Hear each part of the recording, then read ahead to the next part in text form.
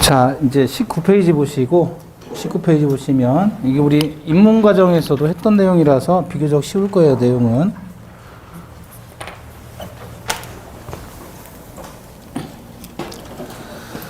거기에 19페이지 ADD 이렇게 나와 있죠. 예, 추가한다는 얘기예요, 내용을. 그거 볼 겁니다. 자, 당사자의 효력 요건입니다. 그 권리 능력, 의사 능력, 행위 능력 요 세 가지를 우리는 당사자, 여기 봐봐요. 당사자의 효력 요건이라고 하는데, 칠판 먼저 보시고요. 권리 능력이다 그러면 정확히 말하면 이제 한쪽의 권리는 타방의 의무가 되죠. 그래서 권리 능력은 정확히 얘기하면 권리 의무 능력이에요.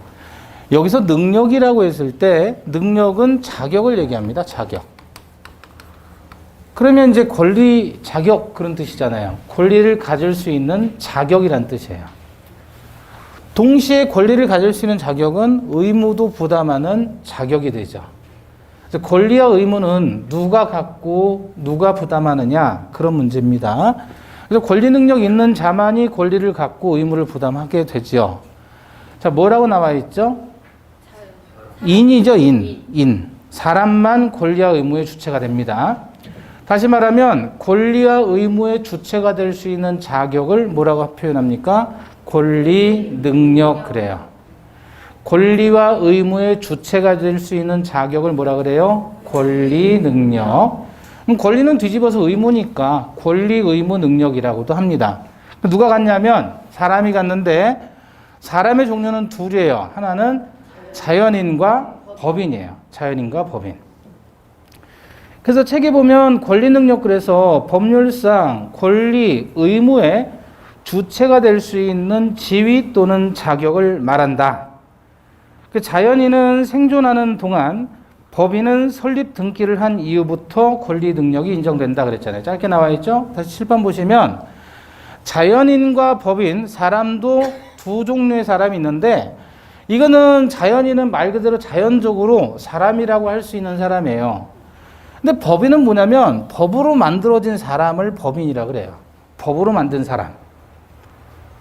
근데 우리가 많이 알고 있는 법인은 어떤 게 있나요? 사단법인, 재단법인을 많이 알고 있어요? 주식회사 같은 게 대표적인 사단법인이에요. 근데 주식회사는 영리사단법인이죠. 삼성, LG, 기아, 현대 다 뭐예요? 영리사단법인입니다. 사단법인이에요, 거기가. 그러니까 삼성이라는 사람도 사람인 거예요, 법으로는. 다만 이게 서류로 만든 사람이니까 어색하죠? 네. 우리 같이 육체를 가지고 있는 사람이 아니잖아요. 그건 서류로 만든 사람이니까 법인이라는 게, 그죠? 그러니까 이해가 어색하기 때문에 우리 같은 사람을 뭐라 그러는 거예요?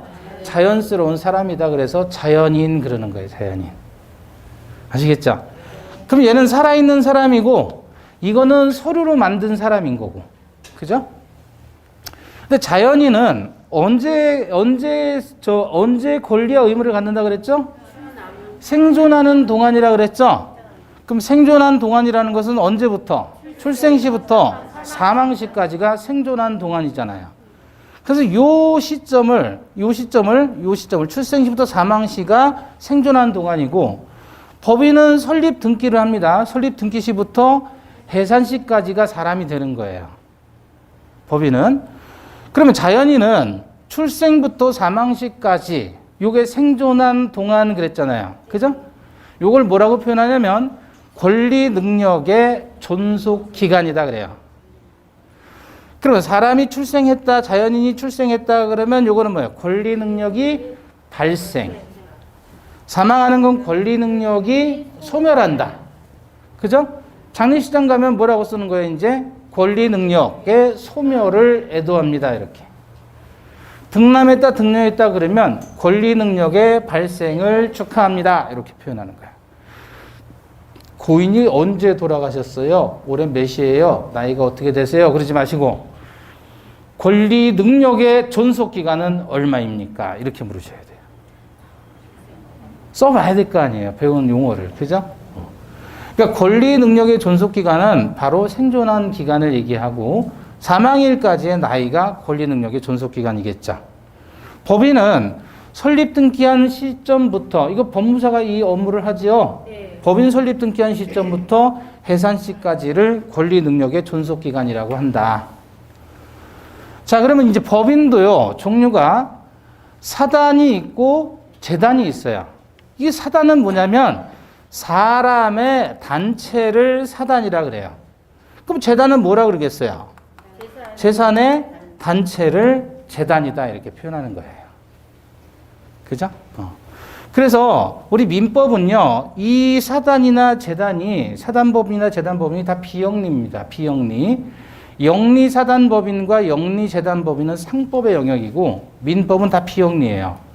그럼 비영리사단법인과 비영리재단법인이 있을 때 대표적으로 비영리재단법인은 어떤 게 있을까요? 예? 사학재단 있죠. 사학재단. 사학재단. 예를 들어 인하대학교가 있죠. 그러면 인하대학교 교땅, 교지와 교 건물, 교사라 그래요. 교지와 교사는 누구 거예요? 예? 그 재단, 운영하는 재단이 그 인하대학교의 땅과 건물을 소유하는 거예요. 주인이에요, 주인. 그러면 재단은, 사학재단은 어떻게 만들어지냐면 A라는 사람이 아주 돈이 많아요. 돈이 많아요. 그리고 그 자식이 B인데, 요 놈이 망나니예요, 망나니. 그러니까 많은 재산을 얘한테 물려줘봐야 얘는 다 탕진하고 사기당할 것 같아요. 그러니까 어떻게 하냐면 A가 C라고 하는 재단 법인을 만들어요. 그 자기 재산을 다 이런 이 C라고 하는 재단 법인에 재산을 주는 거예요. 그걸 출연한다 그래요. 재산을 다 출연해요. 얘한테 주는 거예요. 그래서 출연하면 출연된 재산이 이 C 법인의 소유가 되는 거고 얘가 이제 학교 법인이에요. 학교 법인. 그러면 이 재단에서 학교 법인에서 땅과 건물을 사들여서 이렇게 학교를 운영하는 거죠. 그럼 여기를 운영할 때는 이건 총장이 운영하는 게 아니고 이 사학재단에서 누가? 이사들이 모여가지고 이사를 선임하는 거예요. 그래서 A가 믿을 수 있는 D, F, G라는 사람을 이사로 넣고 자기 아들을 여기다 넣는 거예요. 그래서 얘가 이사장이 되는 거예요. 그럼 여기서 이제 이 학교를 운영을 하는 거예요. 사립대학 총장은 행정 업무 관여하는 것이고 전체 운영은 재단에서 하는 거예요. 이해되나요? 그러면 이제 이 B라는 사람이 여기서 이제 돈이 나오잖아요. 학교에서 돈이 나오잖아요. 정부에서 지원금도 나오고. 그거 가지고 이제 운영을 하는데 개인적으로 이놈이 돈이 필요해요. 개인적으로. 도박에 빠져가지고. 그러니까 여기 K라고 하는 교수가, 사립 교수가 여기에 임용이 돼요. 임용에 관여를 하는 거예요, 얘가. 이놈이, 이사장이. 대신 여기는 수도권이니까 너 지참금 내야 돼. 한 3억 줘, 이렇게. 개인적으로 3억 만들어 와. 그럼 너는 여기서 평생 교수를 있게 해줄게. 이렇게 하는 거예요. 괜찮죠? 이 입장에서 3억 내면 여기서 20년, 30년 근무하면 보통 4년제 대학의 교수라면 연봉이 한 1억 이상이에요. 그렇게 많지도 않지만 적지도 않잖아요. 괜찮잖아요. 이렇게 해서 뒷거리를 많이 하더라. 이게 사학재단의 모습이에요. 다 그런 게 아니라, 근데 대학이 아니라 중고등학교라면 좀 싸겠죠? 수도권이라면 좀 비싸고 지방이라면 좀 싸겠죠? 뭐 그런 얘기가 있었다. 그런 거예요. 그게 재단이에요. 그러면 이 재단이란 재산의 단체인데 말 그대로 출연자가, 재단 설립자가 재산을 내놓는 거예요. 그걸 출연한다 그래요. 요거는 이제 사람의 단체라고 해요. 사람의 단체. 사람의 단체. 그럼 사람의 단체는 여러 개가 많이 있죠. 주로 우리 뭐뭐 모인다 그러면 회 그러잖아요. 회. 친목회, 동호회, 뭐 등산, 산악회, 이런 회 있잖아요. 이런 회, 사람이 모인다라고 했을 때 이 모이는 것을 우리는 사람의 단체라고 하는 거예요. 그러니까 동창회도 모임이죠? 모임 많잖아요. 연말에 모임도 많이 하고. 그런 모임을 사람의 단체라고 해요. 사단이라고 해요. 다만 이 친목회 모임을 가졌을 때 이들이 법인 설립 등기, 사단법인 설립 등기를 해요? 안 해요? 안 하잖아요. 만약에 친목회 모임인데 설립 등기를 했다 그러면 뭐라 그러는 거예요? 이제 사단 법인이라고 하는 거고. 재산을 냈는데 법인 설립 등기를 하면 재단 법인이라고 하는 거고. 그죠? 그러면 이 사람의 단체가 모였다라고 했을 때 대표적인 사람의 단체가 뭐냐? 어떤 게 있을까요? 종중. 같은 종의 무리들. 그래서 종친회를 얘기하는 거예요. 종중도 재산을 가지고 있나요? 종중 재산 가지고 있죠. 종중이 재산을 가졌을 때 이게 종중 재산이 되는데, 종중 재산이 예컨대 시조 A라는 사람이 조선시대 때 임금으로부터 땅을 하사받았다. 그래서 그 밑에 후손들이 계속해서 어떻게 해요? 몇 대씩 내려왔단 말이에요. 그 현재 후손들이 전국에 5만 명 있다. 그 이 5만 명이 종중의 구성원이다. 그래서 종원이라고 한단 말이에요. 그러면 이 땅은 이들이 같이 소유하는 거잖아요. 그죠? 근데 여기 은평구 뉴타운 개발했다 그랬어요. 그럼 개발 보상금만 1,000억이 나온 거예요. 이거 어떻게 하느냐 이거예요. 나눠가져요? 근데 종중이 전체 5만 명이 있는데 이 종원들이 다 한꺼번에 모일 수도 없거니와 연락 안 되는 종원들도 많단 말이죠. 그죠? 그럴 때는 이제 종중의 대표자인 종장이라는 사람, 최고 연장자가 보통 이제 종중이라는 게 뭐예요? 이 종이라는 게 집인데 집에서 제사 지낼 때 종이라고 한단 말이에요. 제사 지낸 집을 얘기해요. 종장이 제사를 지내잖아요. 그죠? 그래서 이 사람이 대표자인데 대표자가 다시 종원들을 소집해가지고 이걸 가지고 재단을 만드는 거예요, 이제. 재단을 만들어서 재단을 운영하는 거예요. 그러면 거기에서 이제 종장이 다시 뭐 자기가 운영을 하든지 뭐 이사장이 되든지 다른 사람이 또 선거해서 이사장이 되든지 하죠. 개인이 나눠 가질 수는 없어요. 이런 경우가 많이 있다. 그래서 여러분, 종친에도 종중재산이 있으면 종친은 열심히 나가는 게 좋아요? 안 나가는 게 좋아요? 나가는 게 좋아요. 그렇죠. 나가는 게 좋죠. 이렇게 될지도 모르니까. 그리고 가급적 거기에 참여하는 사람들의 마음을 얻는 게 좋아요? 안 얻는 게 좋아요? 그래야 선거할 때 내가 대표적으로 나가 날 찍어줄 거 아니냔 말이에요. 그죠? 네? 이게 괜찮은 거예요. 그러니까 재산 있는 종친에는 나가야 된다. 어떻게 될지 모르니까. 근데 종종 재산이 없어요. 그러면 안 나가는 거예요. 안 나가는 거예요? 그런데 이게 종중 재산이 있는지 없는지 어떻게 아냐면 이게 종중 A 종중에 뭐 선산 땅이 있다. 그럼 여기 제사를 종중이 제사 지내려고 모이는 사람들이잖아요. 후손들이. 그죠? 예? 이걸 금양임야라고 해요. 금양임야.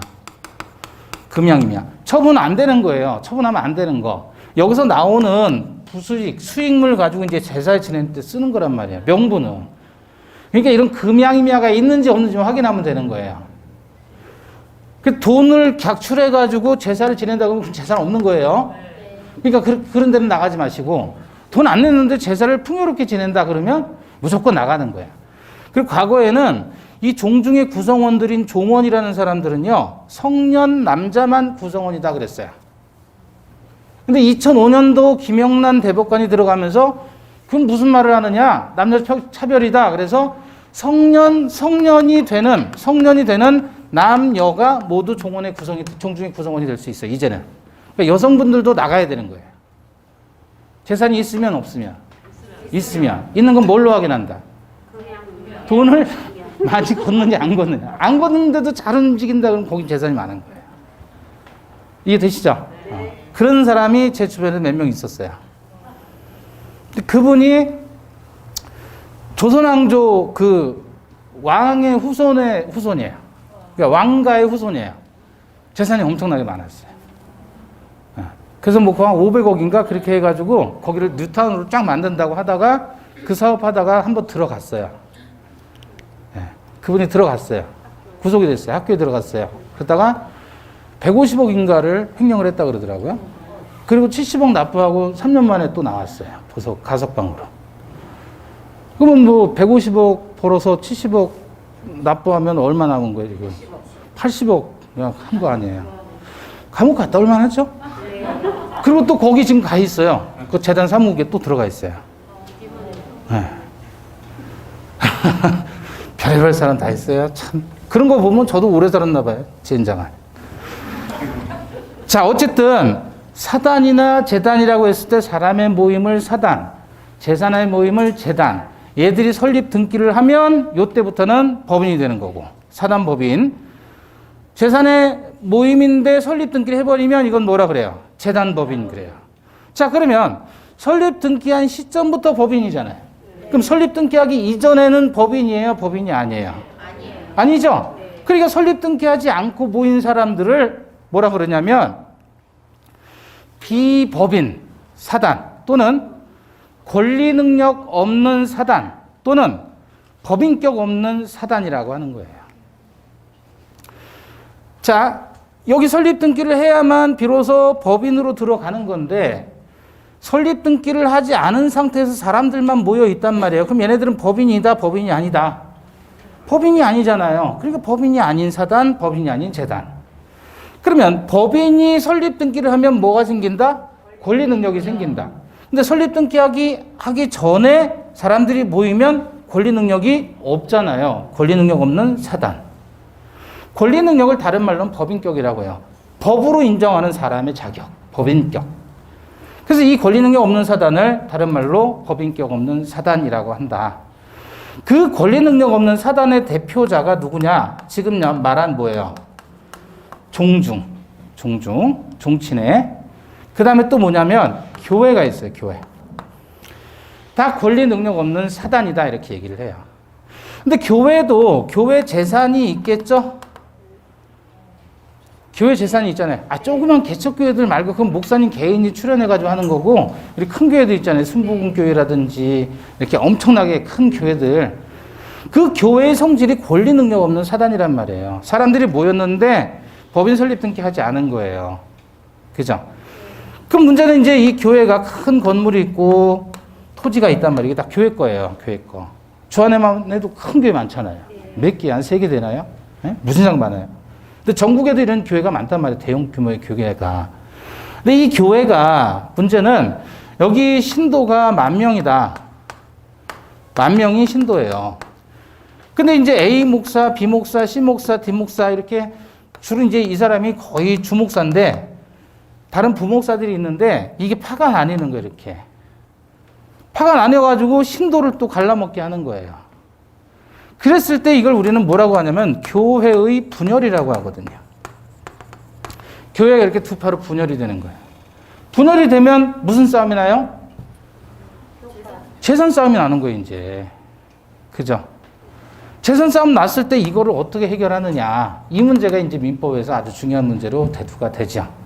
교회 분열 시에 재산 관계는 어떻게 되느냐. 그래서 그거는 우리가 뒤에 가서 물권법에서 공동소유라는 파트에서 공부를 하는데 공동소유에서 총유라고 하는 걸 공부를 해요. 총유. 공동소유 형태는 공유라는 형태가 있고 합유라는 형태가 있고 총유라는 형태가 있는데 그냥 참고로 들으셔요. 종중이나 교회는 권리 능력 없는 사단이고 이들이 재산을 소유하는 형태는 총유라고 해서요. 각 구성원들이 지분이라는 걸 갖지를 못해요. 의결권으로만 싸우는 거예요. 투표해가지고. 그러니까 두 파로 갈려버리고, 그럼 예를 들어 10,000명 있는데 이쪽은 6,000명 갖고 이쪽은 4,000명 왔다. 이렇게 붙어버렸단 말이에요. 그랬을 때, 그러면 이 재산 관계를 6대 4로 나눠야 되느냐, 나누지 말아야 되느냐, 이런 문제가 여러 번 판례가 바뀌었어요. 현재는 남아있으면 남은 사람들의 총유다 이렇게 얘기를 해요. 판례가, 현재는. 그래서 그거는 물권법 가서 자세히 공부하기로 하고, 그래서 나중에 이제 종중이나 교회 사건 나왔을 때 권리 능력 없는 사단이 무엇입니까? 라고 하면 여러분은 여기서부터 기억을 하셔야 되는 거예요. 자, 권리 능력이라는 거는 법인은 설립 등기한 때부터 해산 시까지 권리 능력을 가지게 된다. 그런데 설립 등기를 해야만 사단법인, 재단법인이라는 법인이 되는데 설립 등기를 서류상으로 등기를 하지 않고 모였으면 사단이 되는 거고 그 사단은 권리 능력이 없는 형태의 사단으로서 대표적으로 종중 또는 교회가 있다. 이해되시죠? 네. 예. 자, 이게 권리 능력이에요. 그래서 당사자가 법률 행위를 하려면 이와 같은 권리 능력이 존재해야 그 사람들에게 권리와 의무를 줄 수가 있는 거예요. 만약에 권리 능력 없는 자가 법률 행위를 했다. 예컨대 허무인 명의로 등기를 했다 그러면 그건 무효입니다. 계약을 했다 그래도 무효예요. 허무이라는 건 빌, 허자, 없을, 무자. 없는 사람이에요. 세상에 존재하지 않는 사람인데 그 사람의 이름으로 계약을 했다 그러면 무효예요. 그러니까 권리 의무가 생긴다, 안 생긴다? 안 생긴다. 따라서 유효하기 위해서는 당사자가 뭐가 있어야 된다고요? 권리 능력이 있어야 된다. 자, 두 번째입니다. 목적의 효력 요건 그래서 당사자 효력 요건 그래서 두 번째는 의사 능력이에요. 의사 능력. 자, 의사라는 건 뭐죠? 의사라는 건 뭐예요? 생각. 의사. 그 사람의 의사, 생각, 마음. 마음속으로 생각할 수 있는 능력이 있어야 된다. 그게 의사 능력이에요. 자, 참고로 금년 이민년 1월부터는요. 2시까지예요. 네. 작년에 제가 미리 말씀을 드린 거죠. 그러니까 조금만 있으면 끝나겠지 하시면 안 돼요. 네. 2시까지입니다. 2시까지.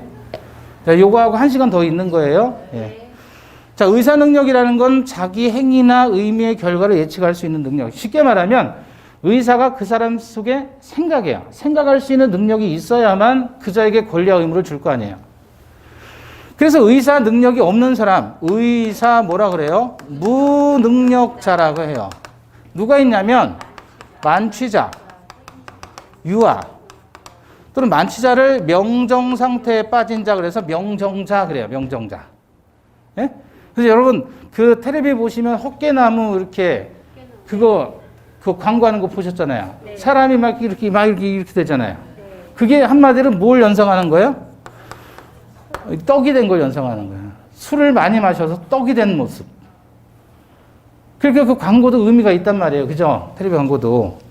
자, 그래서 의사 능력은 자기의 행위를 인식할 수 있는 지적인 능력, 그런 걸 의사 능력이라고 합니다. 그러면 예를 들어서 누가 있다 그랬어요? 만취자라든지 유아 같은 사람. 만취자만을 한번 생각해 보시죠. 떡이 되려면 각각의 주량을 넘어서야 되겠죠? 네. 근데 주량이 획일적이에요? 사람마다 달라요? 달라요. 사람마다 다르죠? 그래서 개별적으로 또 구체적으로 판단을 해야 됩니다. 의사 무능력자가 이런 상태, 떡이 된 상태에서 법률행위를 했다 그러면 그때는 뭐라 그래요? 무효가 된다 그래요. 의사 무능력자의 법률행위는 전부 무효입니다. 자, 그럼 여기서 예컨대 갑이 술집 주인이에요. 술 마시는 계약을 했어요. 술 마시는 계약. 소주를 얘가 1병, 2병, 3병, 4병 마셨어요. 4병 마시고 한 병에 10,000원씩 해서 40,000원을 결제를 하고 왔습니다. 근데 얘는 2병에서 이미 필름이 끊어진 상태예요. 따라서 이 상태에서는 의사 무능력 상태가 되는 거예요. 그죠? 그럼 요 상태에서 의사 능력이 있는 상태네요. 따라서 의사 능력이 있는 상태에서 법률행위를 했으면 이거는 유효예요. 따라서 술 먹고 돈을 내야 되는 의무가 있는 거예요. 근데 요 상태, 의사 무능력 상태에서 법률행위를 했으면 이건 뭐죠? 무효이죠. 그럼 얘도 돈 받을 권리가 없고 얘도 술 마실 권리가 서로 없는 거예요. 그죠? 네. 그럼에도 불구하고 4병 마시고 떡이 돼가지고 집에 간 거예요. 그 다음날 얘가 와서 따지는 거예요. 이 상태는 내가 의사 능력이 있는 상태였는데 3병째부터 내 기억이 안 난다. 그러니까 이 상태는 의사 능력이 없는 상태고 따라서 이 술 먹는 계약 2병어치에 해당한 건 무효이고 무효이니까 너는 돈 받을 권리가 없다. 따라서 20,000원을 나에게 돌려달라라고 요구를 해요. 왜? 무효이니까. 여기까지는 유효이니까 한 병에 10,000원씩 해서 2병 먹었으니까 20,000원 계산은 적법한 거잖아요. 그런데 의사 무능력 상태에서 법률행위 했으면 이건 무효니까 따라서 20,000원은 얘가 가져서는 안 되는 거고 돌려줘야 되는 거예요. 그럼 얘도 그러겠죠. 그러면 너 2병어치 나한테 돌려줘야 되지 않느냐.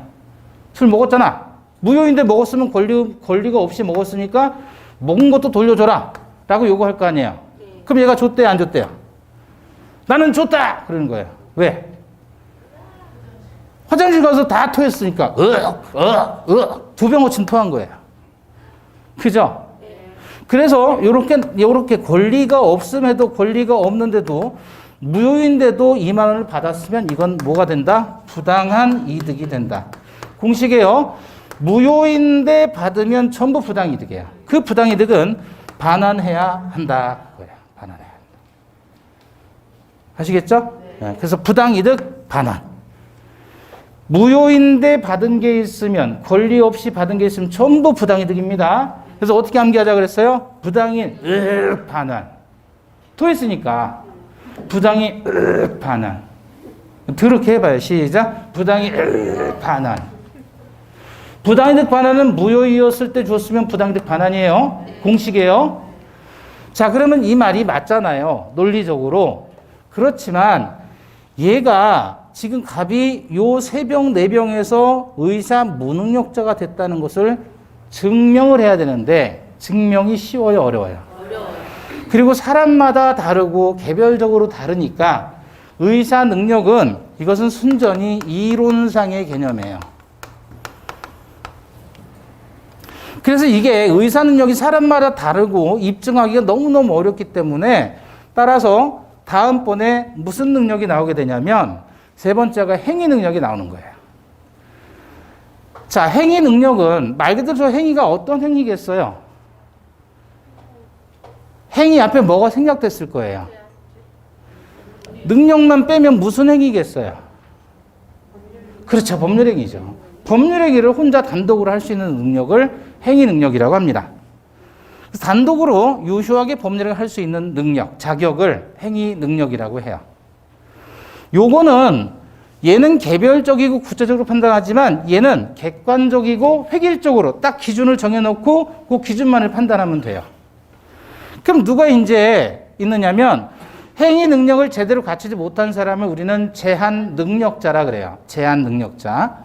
옛날에 개정되기 전에 민법에서는 무능력자라 그랬는데 그걸 제한 능력자로 바꿨습니다. 이건 행위 능력이 제한되어 있는 사람이에요. 누가 있냐면 미성년자 PP 요만 미성년자 PP 미성년자 피성년 후견인 피한정 후견인. 자, 얘는 미성년이에요. 말 그대로.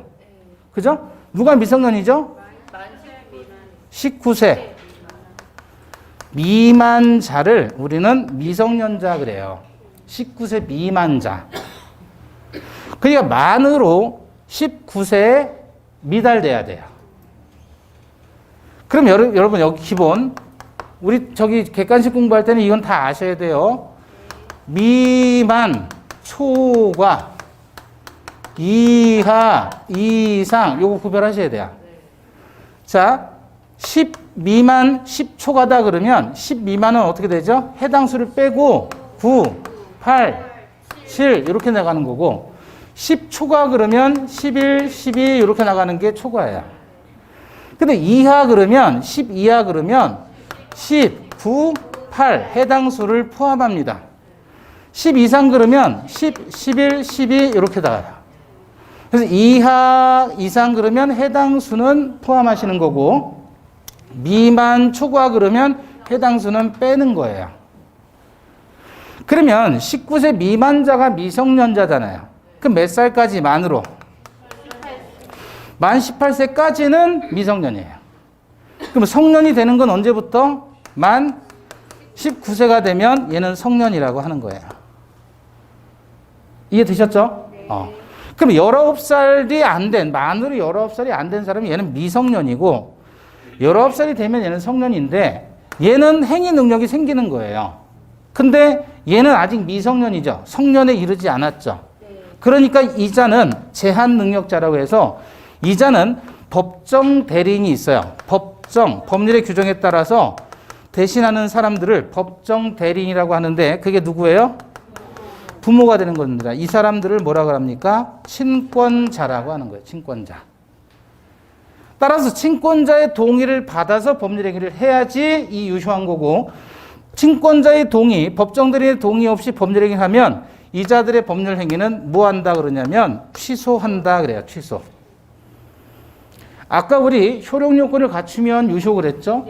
효력요건을 갖추지 못하면 무효 그랬잖아요. 그 중에서 무효도 다시 아무것도 없는 무효와 처음부터 아무런 권리가 없는 무효와 취소는 일단은 유효한데 권리와 의무가 생기는데 취소할 수 있는 일방적 권리가 발생해서 취소를 하면 무효가 되는 거예요. 취소를 하면. 안 하면 그냥 유효가 되는 거고. 따라서 취소할 수 있는 법률행위다 그러면 무효와 유효의 중간 형태라고 보시면 돼요. 그건 취소할 수 있는 권리자가 선택하는 문제입니다. 그래서 어쨌든 미성년자가 법률행위라면 뭐 할 수 있다? 취소할 수 있다. 해도 되고 안 해도 되고. 취소하면 되돌리는 거니까 무효로 되돌리고. 그 다음에 얘는 성년이에요. 성년인데 성년이면은 이제 19살 이상이 된 거죠. 근데 후견인, 뒤를 봐줄 사람이 필요한 사람인 거예요. 성년이 됐는데 뒤 봐줄 사람이 필요해요. 예? 똥오줌 못 가리는 거예요. 뒤 봐주니까. 그죠? 언제나 불이 꺼져 있는 사람. 완전한 중증 치매. 이 정도면 피성년 후견인이라고 할 수 있죠. 그죠? 이들이 하는 법률 행위는 법정들의 동의 유무를 불문하고 무조건 취소할 수 있어요. 언제나 취소. 얘는 후견인이 필요한데요. 한정적으로 후견인이 필요한 거예요. 그러니까 여기는 항상 불이 꺼져 있고요. 여기는 갑자기 불이 꺼졌다가 들어왔다가 왔다 갔다 하는 거예요. 아주 심한 정도의 치매, 요거는 중증, 그 정도. 그럼 피한정 후견인. 그래서 미성년자 PP, 이 사람들을 우리는 뭐라고 하자? 제한 능력자라고 하고, 이 제한 능력자가 법정 대리인의 동의 없이 한 법률 행위는 뭐 할 수 있다? 취소할 수가 있다. 이렇게 얘기를 하는 거죠. 그래서 자, 책 보시죠. 자, 의사 능력 보시면 자기 행위의 의미나 결과를 정상적으로 판단할 수 있는 정신적인 능력으로 민법상 명시적인 규정이 없어요. 의사 능력은 개별적으로 구체적으로 판단하기 때문에 이건 이론상 문제라 그랬죠. 의사 능력 유무는 개별적 구체적으로 판단할 수밖에 없다. 어린아이, 만취자, 정신 이상자, 실신자 등은 의사 무능력자로 보는 것이 학설 판례 입장이며 이러한 의사 무능력자의 법률행위는 뭐죠? 무효. 행위 능력은 단독으로 유효하게 안전 유효하게 법률행위 할 수 있는 지위 또는 자격인데 민법상 제한 능력자는 19세 미만자, 그죠? 피한정 후견인, 피성년 후견인 세 가지를 정하고 있으며 제한 능력자의 법률 행위는 뭐 할 수 있다? 취소할 수 있다. 그래서 지금 이 당사자와 관련된 효력 요건은요, 민법 총칙의 앞쪽 부분에 엄청난 분량을 두고 있는데 요건 우리 시험 범위가 아니에요. 다만 주택관리사는 이거 다 봐야 돼요. 주택관리사 민법이라면 다 봐야 되고 공인중개사 민법에서는 이건 자세히 안 봐도 됩니다. 다만 민법이 다 연결이 되어 있기 때문에 내용을 전혀 숙지를 못하면 안 돼요. 어쨌든 우리 민법상의 당사자 효력 요건은 크게 세 가지. 권리능력, 의사능력, 행위능력이 있어야 된다. 권리능력은 사람만 갖는 것이고 그 사람은 자연인과 법인이 있다. 그죠? 두 번째 의사능력은 이론상으로 얘기하는 거지만 생각할 수 있는 능력은 있어야 되는데 그 생각할 수 있는 능력조차 없는 사람이 법률행위 했다 그러면 그 자에게 권리와 의무를 줄 수는 없다는 거죠. 무효. 세 번째, 법률행위 할 수 있는 능력, 행위할 수 있는 능력을 얘기하는데 그건 행위 능력이고 따라서 행위 능력이 있는 사람이 법률행위를 하면 유효한데 제한 능력자가 법률행위를 하면 이거는 취소할 수 있다 그랬죠. 제한 능력자는 누가 있다고요? 미성년자, PP, 미성년자, 비성년 후견인, 피한정 후견인. 항상 불이 꺼져 있으면 피성년 후견인. 불이 들어왔다 나갔다 그러면 피한정 후견인. 아시겠죠? 자, 참고하시고 그 다음에 이제 목적의 효력 요건으로 갑니다. 자, 21페이지 보시고요. 21페이지, 20페이지죠? 목적의 효력 요건이에요. 목적. 자, 먼저 확정이에요. 확정. 어딜 보시냐면 20페이지에 2번 법률행위의 확정성 그랬죠. 자, 1. 유효한 법률행위로 되기 위해서는 목적이 어떻게 돼요? 확정될 수 있는 것. 확정될 수 있어야 돼요. 자, 2번. 그러나 법률행위 성립 시에 반드시 확정되어 있을 필요는 없다. 성립 시에는 확정적이지 않더라도 법률행위 내용을 실현할 당시, 즉 이행기까지 확정할 수 있으면 된다. 자, 거기 밑에 판례 한번 보실까요? 법률행위 확정성. 매매 목적물과 대금은 반드시 계약 체결 당시에 구체적으로 확정하여야 하는 것은 아니고 이를 사후에라도 구체적으로 확정할 수 있는 방법과 기준이 정해져 있으면 촉하다. 그래서 일단 확정을 한번 보셔요. 확정. 확은 뭐예요? 확실하게 정한다. 확실하게 정한다. 그러면 내가 아파트를 사는데 몇 동 몇 호를 사는지 정해지지 않고도 분양 계약이 가능한가요? 네. 그래요? 아파트 청약통장 넣어가지고 분양을 받는단 말이에요. 여러분이. 그래서 여러분이 청약통장을 넣어서 분양을 당첨이 됐는데 몇 동 몇 호인지 알지도 못하고 덮어놓고 청약통장 넣어도 분양계약이 이루어지냐 그 말이에요. 네. 지금 아파트 목적물을 뭐 할 수 없어요. 언제? 분양계약 시에 확정할 수 없더란 말이에요. 아니 몇 동 몇 호를 받는지도 모르는데 그럼 거기서 알려준 대로 분양가 얼마하고 계약금 얼마 해가지고 이렇게 계약을 해도 그 유효한가 그거예요. 되는 겁니다. 그렇게 하잖아요. 심지어 아파트 안 지어놓고 모델하우스만 내놓고 분양계약해도 분양계약 되는 거 아니에요? 그 법률행위 목적은 확정될 수 있는 기준만 있으면 되는 거예요. 언제까지? 이행시까지만.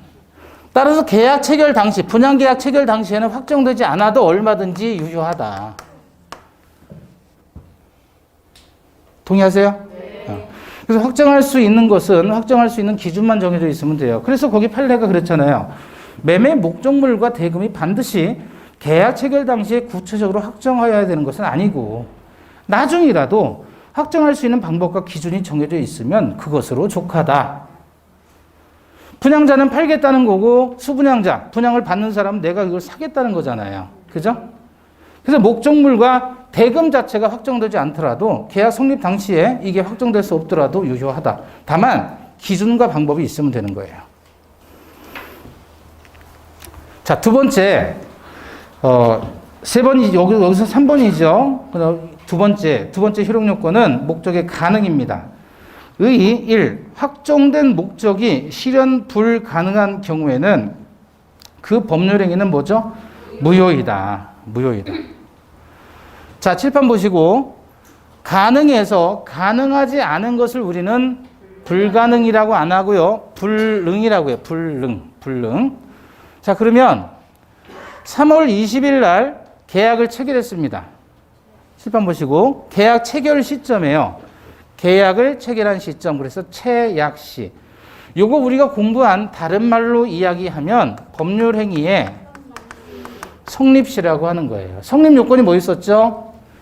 당사자, 목적, 의사표시. 그죠? 요 세 가지가 있는 시점. 그 세 가지를 갖추면 성립했다 그랬잖아요. 그래서 그 성립했다는 말을 쉽게 표현하면 계약서 썼다 그랬잖아요. 계약서 쓴 날짜예요. 3월 20일 날 계약서 쓰고요. 4월 20일 날 매도인이 매수인에게 등기 이전해 줍니다. 서로 간에 여기서 발생한 계약서 쓰면서 발생한 의무를 여기서 뭐 하는 거죠? 이행해 주는 거예요. 그러니까 매도인의 입장에서는 등기를 넘겨주고 매수인의 입장에서는 잔금을 주는 것이고 그걸 뭐라 그래요? 이행기. 자, 그런데 매도인의 집이 3월 20일 되기 전에 이게 불이 났고 이 두 번째는 3월 20일 계약 체결한 이후에 불이 났어요. 매도인의 집이. 그 요거는 4월 20일 등기 이전에 주고 난 다음에 불이 난 거예요. 그래서 매도인 입장에서 소유권 이전을 해줘야 되는데 그게 안 된 거예요. 불능이 된 거예요. 근데 불능된 시점이 계약 체결 이전이냐 계약 체결 후냐 요걸 가지고 불능을 나눠주는 겁니다. 그래서 3월 20일 날 계약 체결했는데 예컨대 3월 1일 날 집이 불이 났다. 그럼 이미 이건 불이 난 집이 있음에도 불구하고 그걸 모르고 계약을 해버린 거예요. 3월 1일 날 불이 난 거예요. 그 집이 다 타버렸어요. 그럼에도 불구하고 3월 20일 날 계약을 했다. 그럼 이건 불가능한 거잖아요. 소유권 이전이. 언제부터? 계약 체결 전에부터 불가능했죠. 이런 걸 뭐라고 하냐면 원시적 불능이다 그래요. 우리 원시란 말 많이 나오네요. 오늘 처음에 나왔던 거 무슨 취득? 원시 취득. 그죠? 또 여기 원시적 불능. 원시 불능.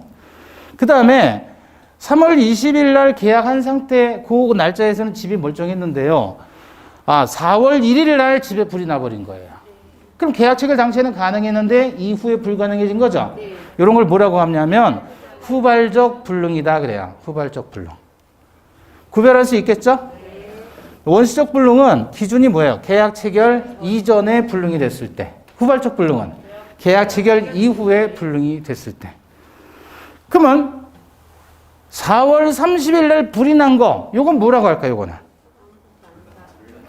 예? 요거는 뭐라고 할까요? 불난집. 이거는 왜냐면 불능이라고 하지 않아요. 왜냐면 불능이라는 게 또 가능이라는 게 뭐의 가능 불능이냐면 의무의 가능이냐 불가능이냐 그걸 얘기하는 거죠. 근데 4월 20일 날 갑이 을에게 소유권 이전을 해줬죠. 해줬으면 이때 집이 매수인의 집이 되는 거잖아. 매수인의 집이 되는 거니까 매수인 집이 불난 건 갑의 의무 불이행과는 상관이 없죠. 네. 따라서 이건 불능이라고 하지 않는 거예요. 이해되시나요? 네. 이건 불난집이에요, 그냥 불난집. 을의 집이 됐으니까. 이행을 했다는 건 인도했다 그 얘기예요. 인도했다. 매도인 측에서 매수인에게 소유권 이전을 해준 거예요. 그럼 이건 매수인 집이 불난 거니까 매도인하고 아무 상관이 없는 거예요. 매수인이 운이 없는 거죠.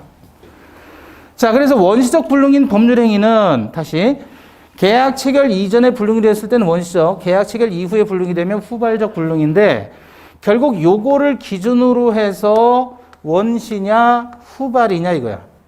계약 체결 이후에 발생한 불능. 계약 체결 이전에 이미 불능이 됐을 때. 자, 다시 질문. 원시적 불능인 계약은 계약서를 쓴 거예요? 안 쓴 거예요? 안 쓴 거예요. 왜 이럴 줄 알았어요? 썼어요. 쓴 거예요. 썼어요. 그런데 썼는데 그게 불능되는 시점이 원시적이었다는 얘기예요. 그 이전에 이미. 그럼 매도인이 그걸 모르고 계약서를 쓴 거예요. 어차피 이건 처음부터 불가능했던 거죠? 네. 그러니까 얘는 유효, 무효가 되는 겁니다. 근데 계약을 했는데 그 당시에는 멀쩡했던 집이 이후에 불능이 돼버렸어요. 네. 그러면 이 법률행위는 어떻게 되느냐? 유효하다. 두 개 구별할 수 있겠죠? 그래서 어쨌든 불능 시점에 따라서 원시적 불능이냐 후발적 불능이냐 이거고, 그럼 그 법률행위를 했을 때 원시적 불능인 상태에서 법률행위라면 그때는 무효로 처리하고 권리 의무 없는 거예요. 후발적 불능일 때 법률행위를 했으면 그건 유효예요. 권리 의무 있는 거예요. 다만 여기에서는 이제 우리 계약법 가면 다시 또 경우의 수를 나눠서 공부를 합니다. 우리는 이것만 기억하시면 돼요. 원시적 불능인 법률행위는 뭐죠? 무효. 후발적 불능인 법률행위는 유효. 자, 질문. 이미 소실된 건물의 매매 계약은 유효하다. OX. 옥스? 이미 소실된 건물의 매매 계약은 유효이다. X죠, X. 이거는 원시적 불능이에요? 후발적 불능이에요? 원시적 불능. 매매 계약하기 전에 이미 소실됐잖아요. 원시적 불능인 계약은 뭐죠? 무효. 근데 유효다 그랬으니까 X죠. 매매 계약 후에 불능이 된 법률 행위는 유효로 하지 아니한다. OX. 매매계약 후에 불능이 된 법률행위. 원시 후발. 후발이죠, 후발. 그죠? 후발이니까 원시 후발이니까 유효, 무효. 근데 유효로 되지 아니한다 그랬으니까 X죠. 유효이죠. 그죠? 다시. 인도 전 불능이 된 법률 행위는 무효이다.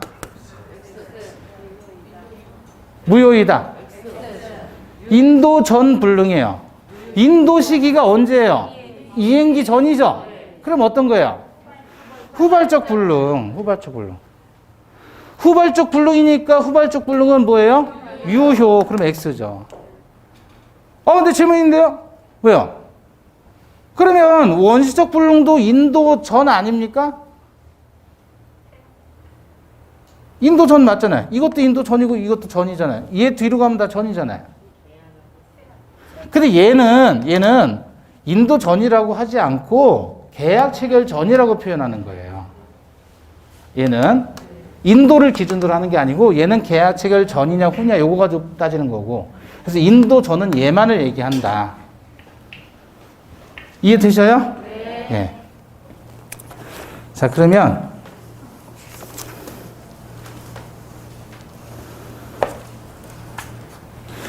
우리 빈출 296페이지 한번 보시죠.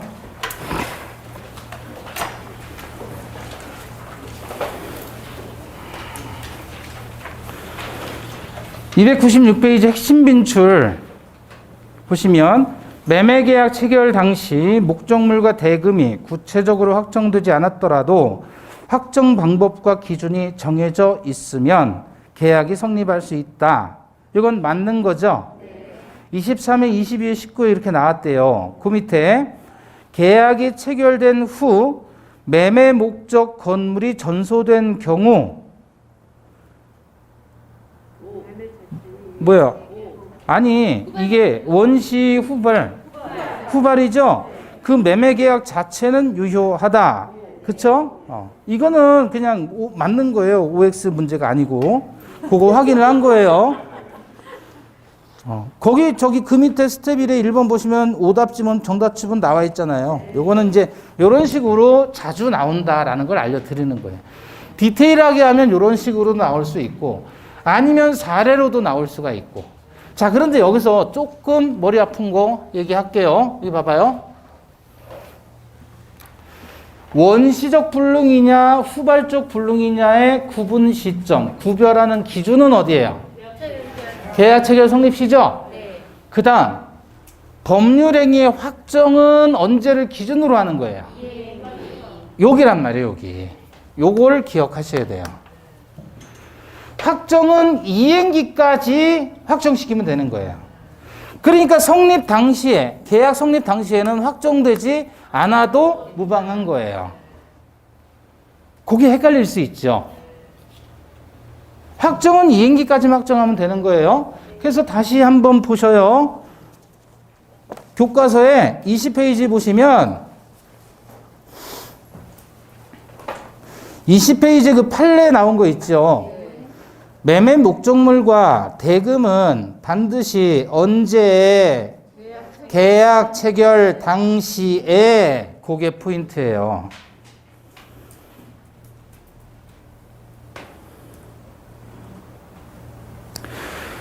구체적으로 확정해야 되는 것은 아니고요. 체결 당시, 성립 당시에는 그렇다는 거예요. 성립 당시에 확정되지 않아도 상관없다는 거죠. 다만 이를 사후에라도 구체적으로 확정할 수 있는 방법과 기준이 정해져 있으면 좋겠다 그거잖아요. 그 사후가 언제라는 거예요? 그죠? 이행기까지. 이행기까지는 구체적 방법과 기준이 정해져 있으면 된다는 거죠. 그걸 놓치지 마시라. 자, 오른쪽 페이지에 양가로 2번 불능의 분류 나오죠. 동그라미 1번 원시적 불능과 후발적 불능. 원시적 불능, 법률행위 성립 당시부터 이미 목적의 실현이 불가능한 경우. 성립 당시부터 불가능하다. 그죠? 성립 당시, 여기 봐봐요. 계약 체결 시점을 다른 말로 뭐라 그랬죠? 체약 시점을 성립시라 그랬잖아요. 성립시. 그러니까 성립시부터 이미 계약 체결이 불가능한 경우예요. 그 말은 성립시부터 계약 체결. 그럼 요 당시에도 이미 불가능이라 그런 말이야. 그럼 요 당시에 불가능이라면 그 이전에 불가능이니까 요 당시에도 불가능이겠죠? 네. 그 계약한 거 안 한 거? 했는데 그 이전부터 불능이었다 그거죠. 그게 원시적 불능. 이때의 법률 행위는 뭐란 말이죠? 무효. 자, 니은으로 갑니다. 거기 다만하고 계약 체결상의 과실 책임이나 담보 책임 이런 것들은 계약법을 가야지 이해가 되는 것이니까 그건 내비두시는 거예요. 한 바퀴 돌면 아시니까. 니은 후발적 불능입니다. 뭐라고 표현했죠? 법률행위 성립 당시에는 가능했지만 그 이행기 전에 불능으로 된 경우. 이게 봐봐요. 성립 당시에는 가능했는데 이행기 전에 불능으로 된 경우. 그쵸? 이러면 무슨 불능? 후발적 불능.